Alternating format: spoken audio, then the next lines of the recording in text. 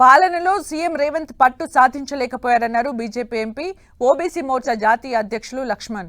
CM Revanth Reddy నేతృత్వంలోని కాంగ్రెస్ ప్రభుత్వం అన్ని రంగాల్లోనూ విఫలమైందని ఆరోపించారు. మున్సిపల్, హోం, విద్యాశాఖలకు స్వయంగా ముఖ్యమంత్రి రేవంత్ రెడ్డి మంత్రిగా ఉన్న ఆ 3 శాఖల్లో పాలన అస్తవ్యస్తంగా ఉందన్నారు లక్ష్మణ్.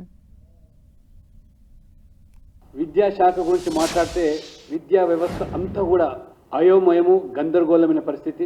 హోంశాఖగా వారు నిర్వర్తిస్తున్నటువంటి ఈ రాష్ట్రంలో జరుగుతున్నటువంటి శాంతి భద్రతలు ఏ రకంగా క్షీణించాయో, ఒక డ్రగ్ మాఫియాగా హైదరాబాదు నగరాలే కాకుండా జిల్లాలో కూడా పూర్తిగా ఈరోజు డ్రగ్ వ్యాప్తి చెందడమే కాకుండా మున్సిపల్ శాఖ గురించి మాట్లాడుతూ ఉంటే ఎక్కడ వేసిన గొంగలి అక్కడ చందంగా, హైదరాబాదులో మచ్చుకైన ఇవాళ అభివృద్ధి నోచుకోకుండా ఈరోజు రియల్ ఎస్టేట్ కూడా పూర్తిగా కుప్ప కూలిపోయి నిర్మాణాలు కూడా ఎక్కడికక్కడ ఆగిపోవడం.